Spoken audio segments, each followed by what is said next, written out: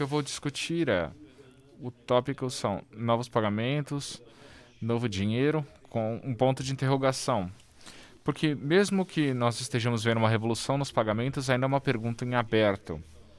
Se vamos ver o aparecimento de novo dinheiro da forma como geralmente nos referimos a isso.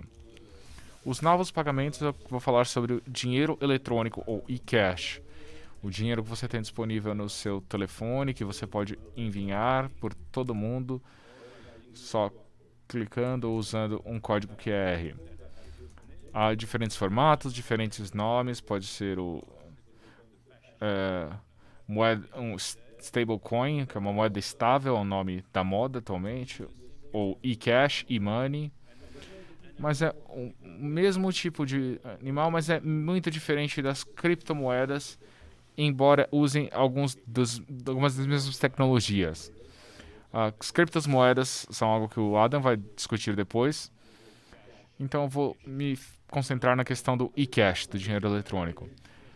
Eu gostaria de falar dessa citação bastante interessante do Milton Friedman. O Milton Friedman era um gênio e já em 1999 ele viu para onde estaremos caminhando 25 anos depois.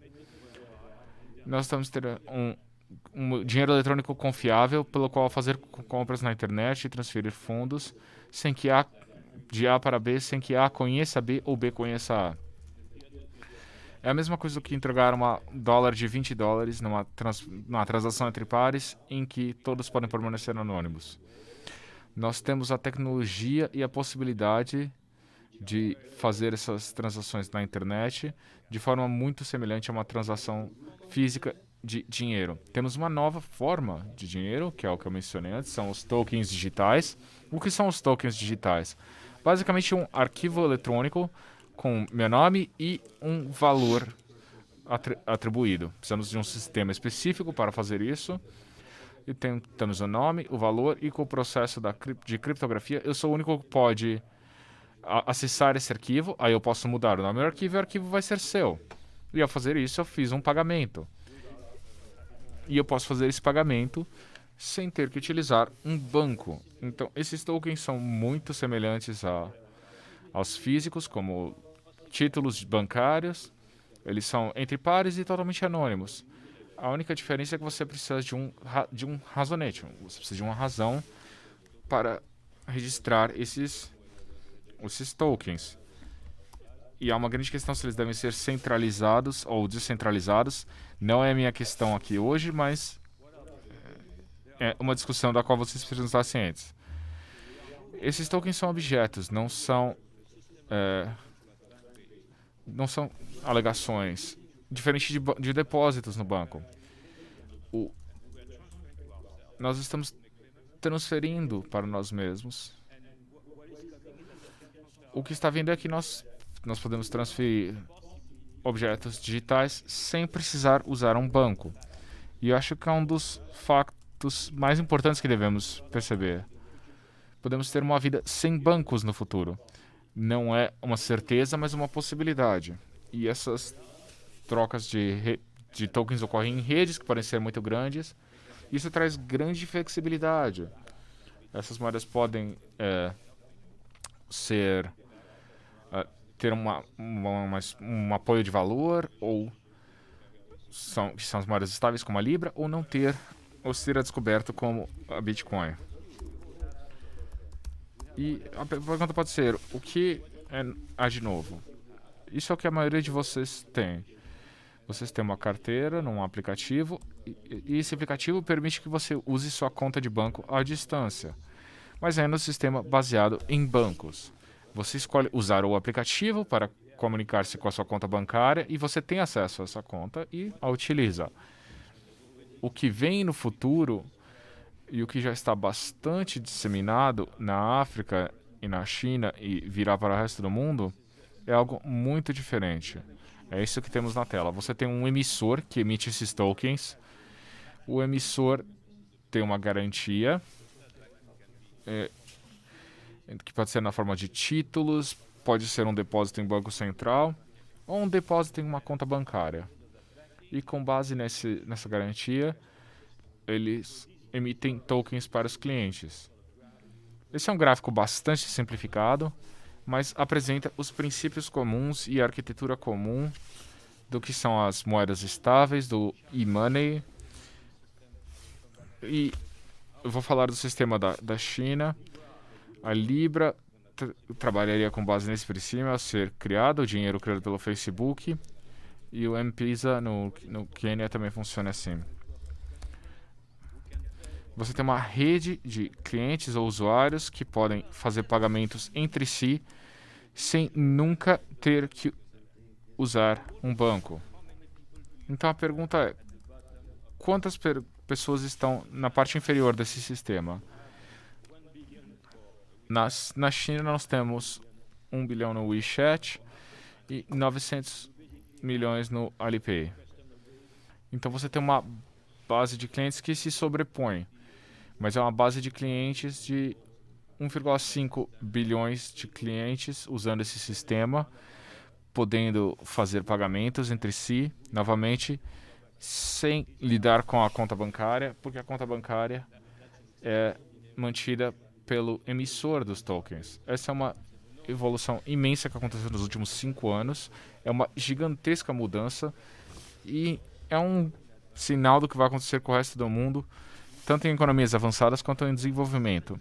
O M-Pesa no Quênia tem 70 milhões de usuários. A maioria deles não tem, são desbancarizados. Eu tenho uma amiga que usa o M-Pesa para gerenciar uma empresa no Quênia. Ela tem uma conta bancária, mas seus colaboradores não têm. E a Libra, que se ela for criada, será da mesma forma. E ela vai ser criada na rede do Facebook, que tem 2,7 bilhões de usuários. Então, essas redes potencialmente são muito importantes e a habilidade, novamente, de fazer pagamentos entre centenas de milhões de pessoas sem ter que usar um banco é uma mudança gigantesca no nosso panorama. Vocês podem ver como a adoção foi muito rápida na China. Em menos de 6 ou 7 anos, as transações móveis, os pagamentos móveis cresceram exponencialmente. O que é muito interessante agora é explicar o que pode acontecer com o setor bancário em resultado. E eu vou apresentar duas descrições esquemáticas de para onde podemos caminhar. O que nós temos atualmente é o sistema centrado no banco. Você tem o banco, ele faz os empréstimos, o relacionamento com os clientes. Todos nós temos um depósito na conta bancária e o banco fica no centro do sistema de intermediação financeira. Há uma função de pagamento, mas ela muitas vezes é terceirizada a outros intermediários e é vista como uma função logística. O banco funciona através da venda de crédito e do conhecimento do cliente. E tem outros serviços que podem ser oferecidos adicionalmente. Mas o fato é que a função de depósito e de crédito estão no centro da intermediação financeira. O que podemos passar a ter amanhã, e já temos em certa medida na China, é que temos uma plataforma de pagamento. Essa plataforma é articulada com uma rede social, que é o caso do WeChat, nas redes de e-commerce, como a Alibaba. E a plataforma de pagamento tem o relacionamento privilegiado com o cliente. Então, a função de pagamento, que no gráfico anterior era um anexo logístico à tomada de crédito e ao depósito, é agora a função central da intermediação. Você tem acesso a dados, os dados permitem a criação de pontuações e as pontuações permitem o crédito. A plataforma é social e de comércio. Você tem o banco. É sempre necessário ter um banco para ter uma conta e, por fim, para fazer as transações de última análise. Mas o banco, de uma forma exagerada, está se tornando a função logística e o pagamento é a função central. Então, devido à tecnologia, estamos passando por uma organização centrada em pagamentos do sistema financeiro. E com essas plataformas de pagamento, é muito importante ter uma função de gerenciamento de ativos, que é exatamente o que está acontecendo, como vocês podem saber. O, o maior mercado de capitais do mundo está na China atualmente, com 600 bilhões de dólares em 5 anos. Obviamente é um exagero, é uma simplificação excessiva, mas é uma visualização útil de para onde estamos seguindo. Eu disse que nós talvez tenhamos uma vida sem bancos. Será que devemos ter uma vida sem bancos? É uma pergunta interessante. Se eu fosse um bancário, eu estaria me mantendo acordado à noite. Como será o modelo bancário? Como isso, o negócio bancário? Como isso vai ser afetado por isso? A primeira coisa a ter em mente é a competição entre o pagamento por sistemas móveis e os cartões de crédito. Vocês sabem que os cartões de crédito estão se preparando ativamente. Todos têm capacidade de proximidade, de contato por proximidade. Ambos podem ser usados facilmente para fazer pagamento. Os dispositivos móveis permitem pagamento entre pares sem um terminal. Essa é a vantagem. Eu sempre dou o exemplo, quando não estávamos em lockdown, se eu convidar um amigo para ir almoçar, ele ou ela pode pagar pelo almoço usando o cartão de crédito, mas se quisermos dividir a conta, não podemos usar o cartão de crédito. Então, ou temos que usar dinheiro ou cheque, ou usar o celular. E usar o celular com QR Code é muito mais fácil. Essa é a grande vantagem dos dispositivos móveis. Não precisar estar conectado com a conta bancária, dando uma vantagem de pagamentos entre pares. E por fim, o dispositivo móvel permite, mas não impõe, que se dispense as contas bancárias. Você não pode ter um cartão de crédito ou um cartão de débito sem uma conta bancária, mas você pode ter dinheiro virtual no seu dispositivo móvel sem uma conta bancária. E é isso que ocorre com milhões de pessoas na África. O grande problema é que uma fração da população que tem acesso a bancos é muito menor do que a população que tem acesso a dispositivos móveis. Então, para que as pessoas tenham acesso aos sistemas modernos de pagamento, a tecnologia é extremamente útil.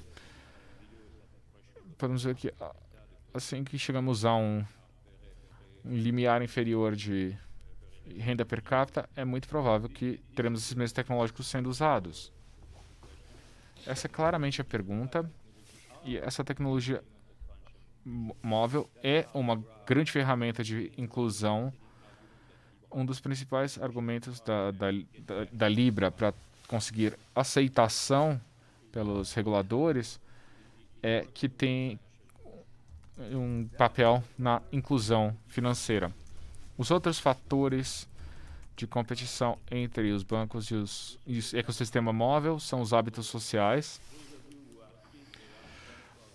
Aqueles de vocês que têm crianças com 10, 11, 12 anos devem se perguntar se as crianças vão passar a vida inteira olhando para o celular, se eles vão se preocupar em abrir uma conta ou se eles não vão ter que fazer isso quando tiverem 18 anos. Eu não tenho a resposta a essa pergunta, mas é uma pergunta que eu me faço, porque pode ser uma evolução social. A tecnologia, obviamente, é muito importante. Nós vamos ter novos aplicativos nos nossos smartphones que vão permitir que gerenciemos diretamente nossos portfólios financeiros. Nós nem vamos precisar ter dinheiro, somente ter acesso eletrônico a dinheiro e ao seu portfólio para transferir diretamente o dinheiro por um aplicativo. Eu não quero fazer uma declaração final, mas o que vai se tornar dinheiro no futuro e como você vai conduzir política financeira, política monetária num futuro desses é uma questão muito importante. E por fim temos os reguladores, que a forma como nós tratamos essas novas moedas ou essas moedas eletrônicas com os bancos, nós estamos reduzindo essa competição. Você perguntou sobre a Europa, eu acho que estamos para trás em pensar sobre esses problemas. Eles são protegidos, eles acham que estão protegidos contra a competição com a China ou da Libra. Eu não tenho tanta certeza, mas eu acredito que uma das coisas ah, vai ser como eles vão lidar com esse tipo de concorrência. A grande vantagem são todas as circunstâncias que foram mostradas do pagamento, mudando dos tokens, em diferentes países ao longo das fronteiras, pagando através de bancos, 3 ou 4, algo que é muito difícil de verificar, pelo menos para os valores do varejo, e também é um grande fardo no sistema de pagamento. E é muito importante. E isso se torna cada vez mais competitivo e mais difícil. E eu tenho um filho e uma filha na Coreia do Sul. Eles precisam de $2.000 para fazer o pagamento do aluguel ou qualquer outra coisa. E se a gente fizer pelo sistema bancário, você tem muitas taxas de câmbio e todas as taxas cobradas pelo banco. E se você fizer por Libra no futuro, você pode mandar o dinheiro em 2 horas. É uma grande vantagem em termos de algo para além da fronteira, para outros países. E nós sabemos também que os valores as taxas são gastos enormes, e isso é o que preocupa muitas pessoas e também os bancos nos mercados emergentes.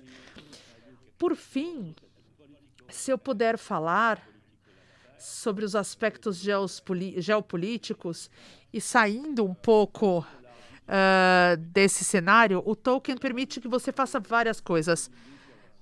Você pode criar uma nova moeda do começo, permite que você tenha cestas sintéticas, que era a primeira versão da Libra. Permite que você crie novos padrões internacionais do governador com a criação de uma moeda sintética que compete com o dólar. Permite que você faça muitas coisas. E a única barreira é ter a aceitação das pessoas. E se você tiver uma rede de alguns bilhões ou milhões de pessoas, ter aceitação vai ser algo muito fácil. Então, quando a Libra lançou a primeira versão completa há um ano atrás, era uma nova moeda com todas as definições dos termos.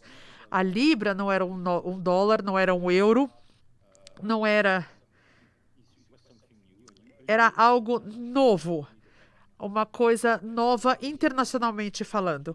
E agora, se aprofundando um pouco mais nesse assunto, nós temos todos os desafios que são enfrentados. Nós temos fortes reações à Libra quando ela foi apresentada. Eles internalizaram isso e na segunda versão nós temos o Libra-dólar, e basicamente são conceitos que implementam o conceito todo o esquema que eu mostrei para vocês. E eu acredito que isso vai prosperar de uma forma muito mais fácil do que as anteriores, porque traz ganhos de eficácia e também vai ser muito mais difícil para os reguladores se oporem a isso.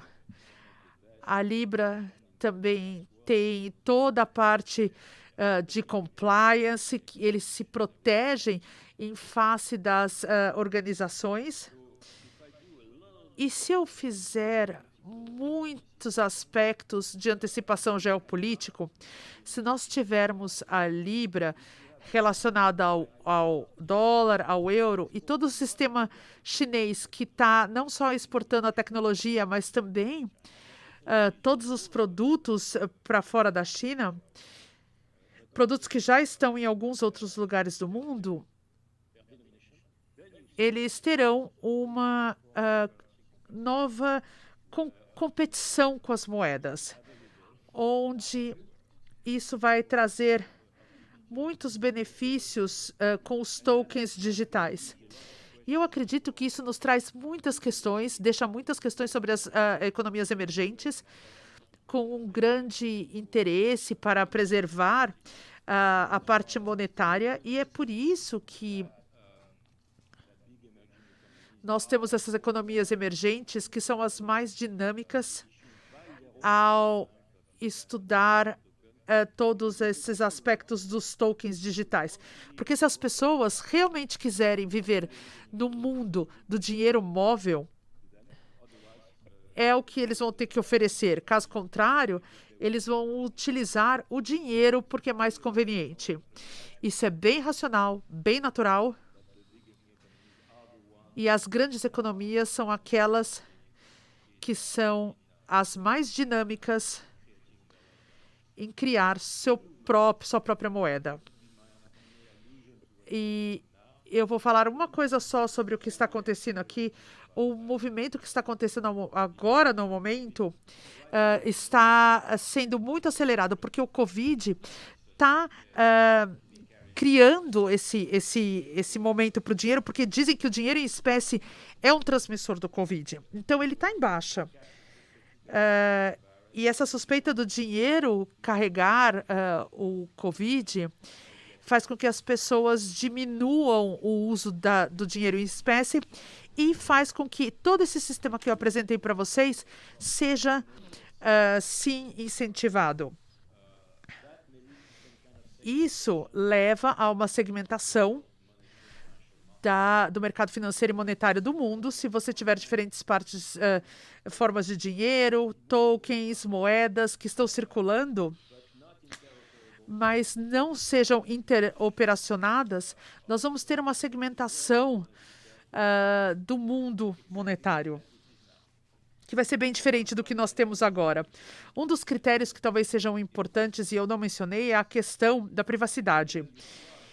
Você confia ou não o emissor dessas moedas, respeitando a sua privacidade, e durante o uso desse dinheiro. E claro que nem todos os países vão ter as mesmas questões relacionadas à privacidade. Isso pode segmentar o mundo de acordo com uma nova fronteira, ao utilizarmos essas novas moedas e essas áreas das novas moedas. Muito obrigado, é um prazer ter falado com vocês. E eu estou aqui para responder qualquer pergunta que vocês tenham.